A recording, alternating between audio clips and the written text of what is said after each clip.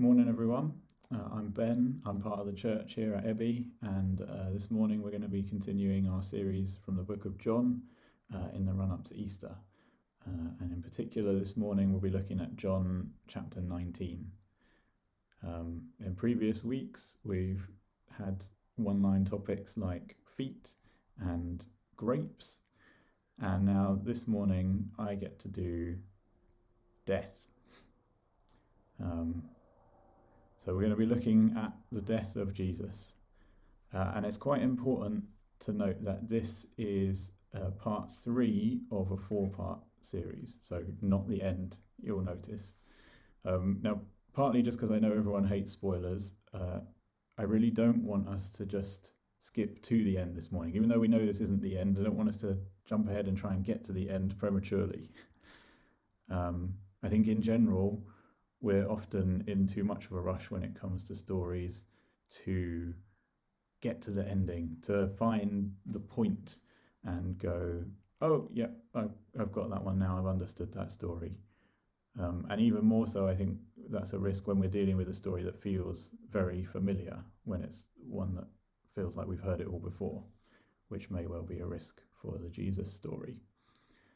And I think that's a shame when that happens, when we rush too quickly to the ending, because I think we often miss things along the way when we do that. So we're going to try and resist that temptation this morning and do something maybe a little bit more meditative and hopefully just sort of stay in this bit of the story that we're looking at from John 19 for a while. So I'm going to very deliberately not skip ahead. And I want us to just try and imagine ourselves kind of in the middle of the experience, in the middle of this story, almost as if we were there, seeing it all happen for the first and only time. Now, I should say, before we get into doing that sort of meditative being in the story thing, this approach does come with a bit of a content warning, I suppose. Genuinely, the portion of the story that we're going to be sitting with is both violent and potentially distressing. And therefore, I'm going to be asking us to sit for a little while with some violent and potentially distressing realities. And if you're concerned that might be harmful to you this morning, or just feels like more than you can take on at the moment, please feel able to sit out any sections that you need to. I guess that is one of the advantages of doing this online, is you can watch it back and skip out bits if you have to. And for anyone who feels like they need to avoid sort of accounts of violence altogether, I'm going to talk for probably about 20 minutes from now. And then after that, we'll be doing communion together. So if you'd like to rejoin, you can do that in about 20 minutes' time. Okay, so with that being said, for the rest of the time this morning, I want us to think about, imagine ourselves within what I'm going to call the view from Saturday, specifically the Saturday after Jesus was crucified. So he was executed on the Friday, or yesterday, as we're now going to be thinking about it. And now it's Saturday evening. Jesus is dead, buried earlier today, and maybe it's time now to take stock and look back on what's just happened. That's kind of the perspective I'm going to be speaking from. And as we do that, there might be different ways to respond. As we go, I'm going to leave some pauses, some moments of silence for us to stop and to reflect. And when I do that, when I stop, it doesn't mean your internet's gone down or the video's broken. I'm just deliberately leaving a little bit of time for contemplation. And I suppose if it's helpful, as we're doing those pause bits, respond however you feel led, but you might want to think about a response in terms of some of these things. So one might be lament, but maybe this can just be a space to name and to recognize, to express and sort of hold out, I suppose, your sadnesses, your grief, any things that are heavy on your heart. We're going to touch on some sad and heavy things, and so maybe that space is a chance to bring your own sadnesses out and hold them out and name them. And I would call that lament. Or maybe you want to respond partly in confession. And what I mean by that, I guess, is facing up to our own shortfallings or wrongdoings.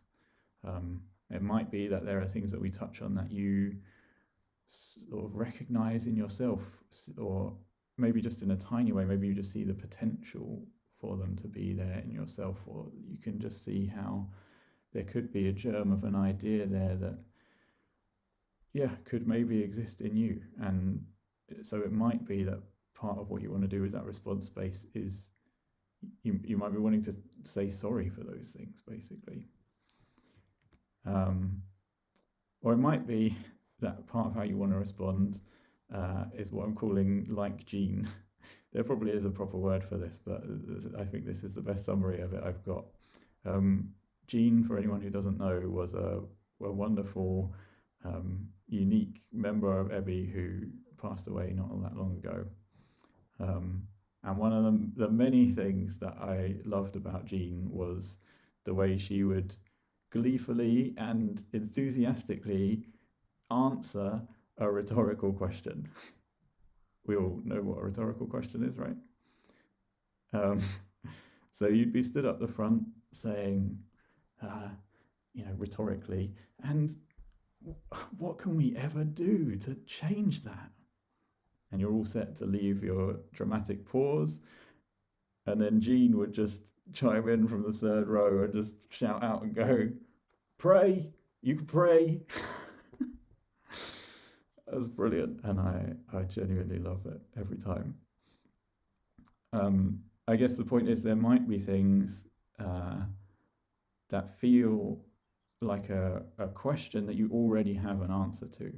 And maybe you'll want to be shouting at your screen, I know I've got this one, I've got something to say. And I'm just going to say that is, just as it was with Jean, that is very much an acceptable response as well. So it might not be any of those three things, it might be something else, but just if you're wondering what to do with those silences, maybe that can be helpful. Okay, so all that kind of preamble covered, let's actually get into it, I suppose. So remember, what we're looking at now for the next 15 minutes or so is the view from the Saturday. I'm going to read from John 19 in a minute, and I'm going to try and read it almost as if it's my diary of what's just happened. And if it helps, to make the point, I'm trying to situate myself in this, let's get into the story. I thought maybe I'd try and look like I'd just come back from a funeral or a burial, because that's where we're joining the story in John 19. It's been a long day, it's been a sad couple of days, and we're picking it up, on the Saturday evening. I'm going to start at verse 16, but let's imagine it's Saturday evening and we're just back from the burial of our friend.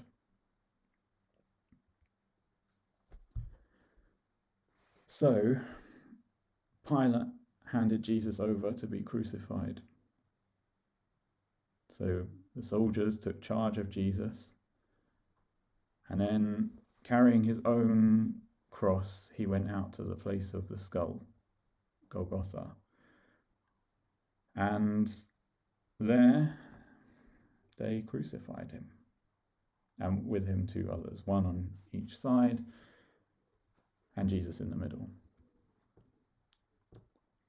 When the soldiers crucified Jesus, they took his clothes, they divided them into 4 shares, one for each of them, with just the undergarment remaining. That garment is seamless, it's one piece from top to bottom, so they said to one another, Let's not tear it. Let's decide by lot who will get it. Just like that scripture. They divided my clothes among them and cast lots for my garment. Near the cross of Jesus was his mother's sister, Mary, the wife of Clopas, and Mary Magdalene. I think he said something to John about them. And then later, Jesus said, I am thirsty. A jar of wine vinegar was there, so they soaked a sponge in it, put the sponge on a stalk of the hyssop plant and lifted it to Jesus' lips. And when he'd had the drink, Jesus just said, it is finished. And then with that, he bowed his head and gave up his spirit. Gave up his spirit.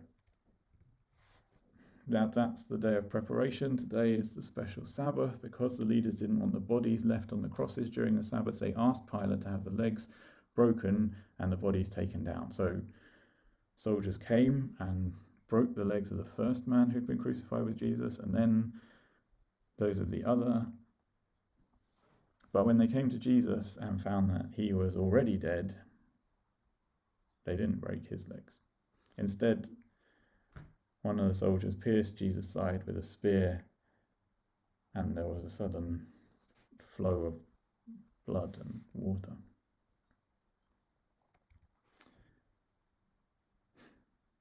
There's some more scriptures for you. Not one of his bones will be broken. What about? They will look on the one they have pierced. Yeah, they will. Anyway, so later, Joseph of Arimathea asked Pilate for the body of Jesus, and with Pilate's permission, he came and took the body away. He was accompanied by Nicodemus, the one who visited Jesus at night that time. Nicodemus brought some myrrh and aloes, some 35 kilograms. And then, taking Jesus' body, the two of them wrapped it with those spices in strips of linen. And at the place where he was crucified, there was a garden, and in the garden there's a new tomb in which no one had ever been laid. And because it was the day of preparation, and since the tomb was nearby, they laid Jesus there.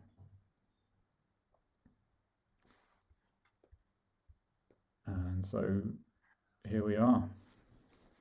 You want to hear the view from Saturday? I'll tell you the view from Saturday. The view from Saturday is that this is conclusive. There's no mistaking what happened out at Golgotha. The whole thing is ended, just literally dead and buried, just like that, just snuffed out like a candle between fingers. That was one of the most one-sided displays of power you could ever see. Of course it was.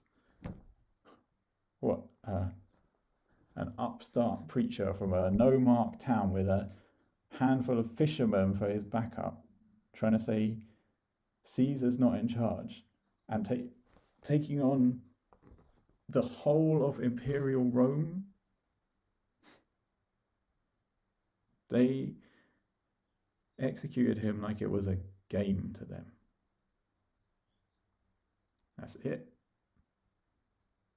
It's done. And I mean, they do it to make this point, but it works. There's no arguing with it. That mismatch yesterday is just a stark reminder of two totally obvious, unshakable realities. This is what I've learned in the last couple of days. You ready for the first one? As if we'd somehow forgotten. The first thing is, might is right. At the end of the day, who's won? The biggest empire in the history of the world who just rolled over another protester like a tiny bump in the road? Or the dead teacher?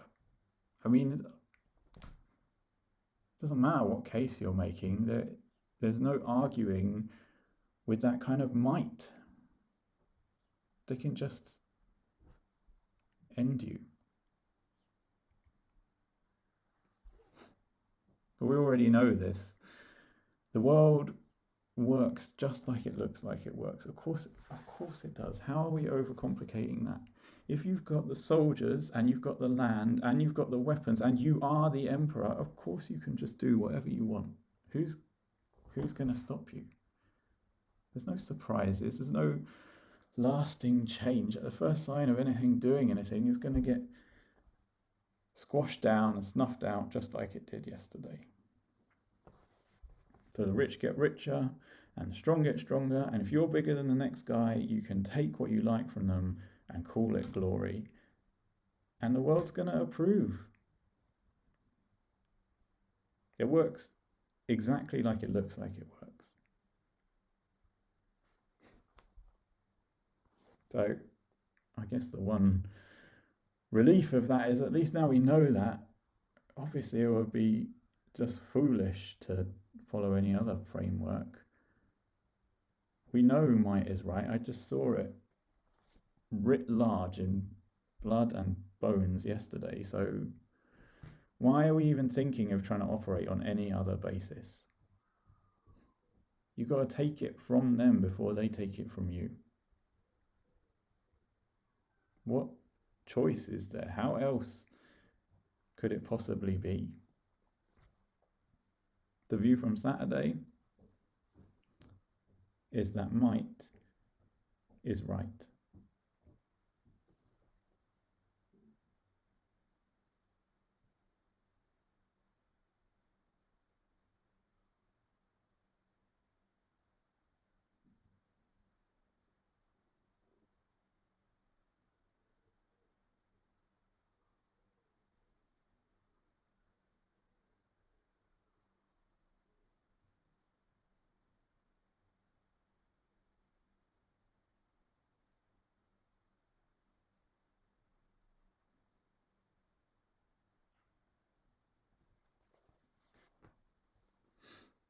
You ready for the second obvious, unshakable reality?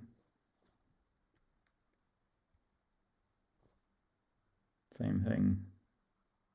The view from Saturday. Yesterday is conclusive. The first are going to be first. He tried to say something different. I think just had it all backwards. Honestly, you look at yesterday and it couldn't have been clearer.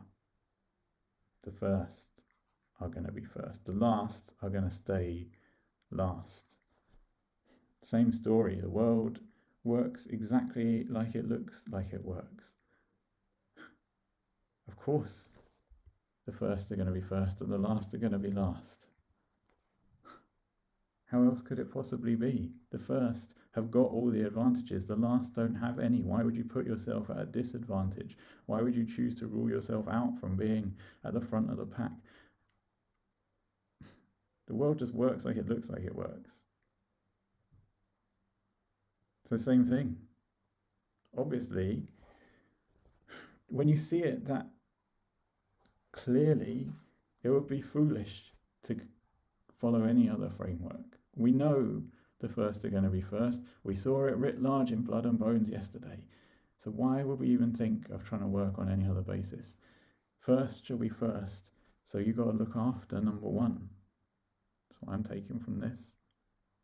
Get what you can for yourself while you can. Clamber over as many other people as you can to put yourself at any advantage you can find. Make sure you're at the front of the pack. Give no quarter to anybody else. You've got to get as close to first as you can, because the last are going to end up last and the first are going to end up first. And we saw it yesterday. And you see what the first do to the last, and you see what being last gets you. The world works exactly like it looks like it works. What choice is there? How else could it possibly be?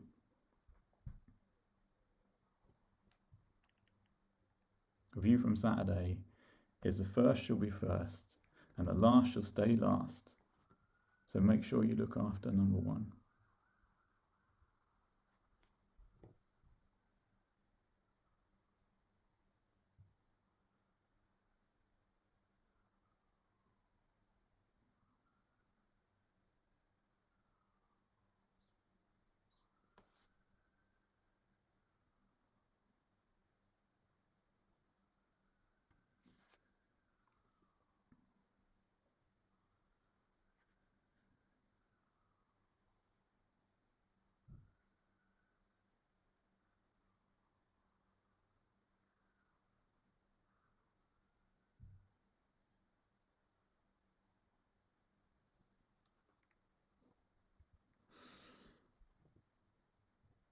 Said it a couple of times already.